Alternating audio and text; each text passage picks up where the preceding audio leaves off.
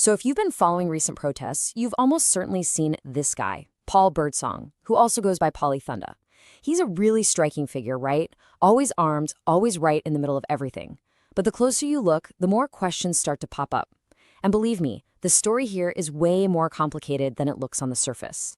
And that really gets us to the heart of what we're digging into today.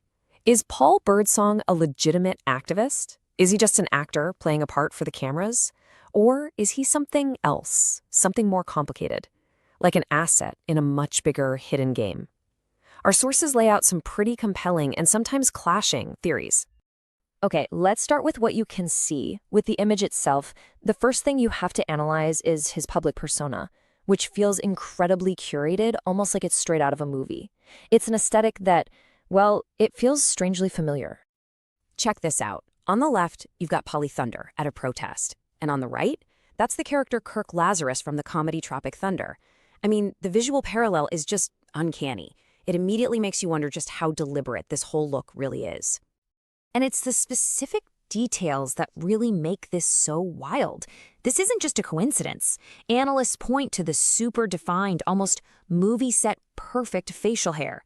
Then you've got the accessories, the classic black beret, the tactical sunglasses, and of course, the name, Thunder, Tropic Thunder. It's a phonetic echo that feels way too perfect to be an accident. All right, so let's move on from how he looks to what he actually does. Because beyond the costume, it's his actions, specifically carrying long guns at protests that create this huge legal puzzle.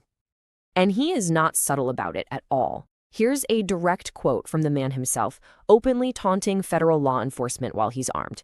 I mean, this is a public, direct dare to the authorities, an act that you'd think would have some pretty immediate consequences. Which brings us to the actual law on the ground. Philadelphia is a city of the first class, and it has very strict firearm laws. Now, Pennsylvania law can be a bit of a gray area, but the sources are clear. Showing up to a protest with a long gun, especially while you're confronting feds, would normally get you hit with charges like disorderly conduct or maybe even inciting a riot. But for Birdsong, it just doesn't seem to happen. And this is the million-dollar question, right? If what he's doing seems to fly in the face of how these laws are usually enforced, how is it even possible? It's this exact legal mystery that has led analysts to come up with some really fascinating theories. Okay, this first big theory is probably the most explosive one. It suggests that what we're seeing isn't a failure of law enforcement, but actually selective non-enforcement. The whole idea is that Birdsong is being allowed to operate as part of some kind of controlled show.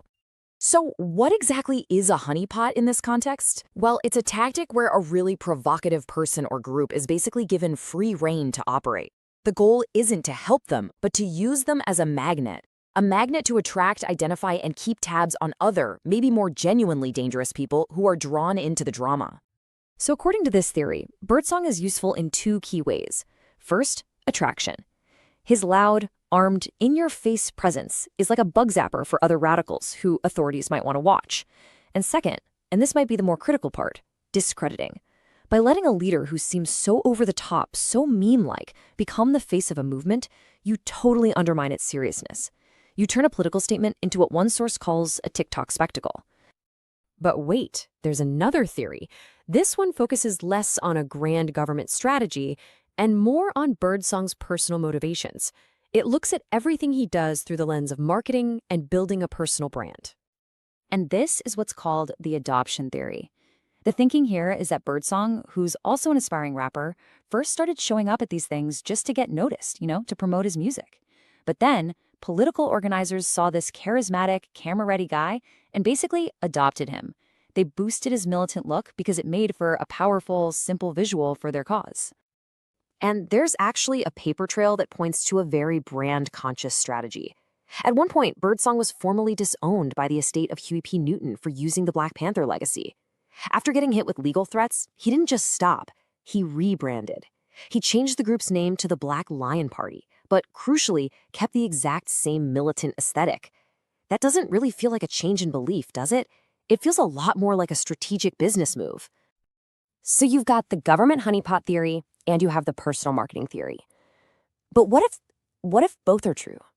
Our final theory from the sources actually combines these two ideas into one big explanation.